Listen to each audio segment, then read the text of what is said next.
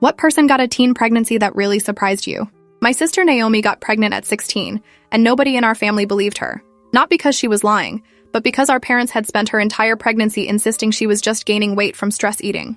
They refused to take her to a doctor even when her stomach swelled so large she couldn't fit into any of her clothes. They told relatives she was going through a difficult phase and needed privacy. They homeschooled her starting in January to keep neighbors from seeing her condition. And when she finally went into labor on a spring afternoon while our parents were at work, I was the only person there to help her. I was 14 at the time, completely unprepared for what happened that day. Naomi had been complaining about back pain all morning, lying on the couch with her hand pressed against her enormous belly. Our parents had left hours earlier for their jobs and wouldn't be home until after 6. Around noon, Naomi's face went white and she doubled over, clutching her stomach and making sounds I'd never heard before. Deep groans that came from somewhere primal and terrifying. I asked if she was okay, and she just shook her head, tears streaming down her face, telling me something was wrong and she needed help right now.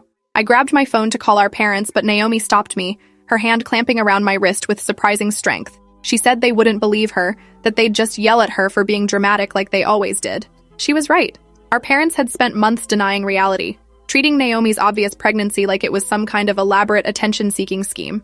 They'd accused her of stuffing pillows under her shirt, of lying to get sympathy, of trying to embarrass the family with ridiculous claims. No matter how much evidence accumulated, they simply refused to acknowledge what was happening. When Naomi's water broke, soaking through her sweatpants and onto the couch cushions, I understood this was really happening and I had no idea what to do.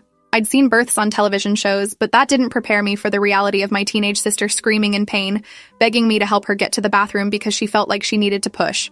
I helped her walk the 15 feet to the bathroom, supporting her weight as she waddled with her legs spread wide, fluid dripping down her thighs with every step. She collapsed onto the bathroom floor, unable to make it to the toilet, and that's where she stayed for the next 2 hours. I called 911 3 times during those 2 hours. The first time, I explained my sister was in labor and needed an ambulance immediately. The dispatcher asked routine questions about her age, her due date, how far apart the contractions were.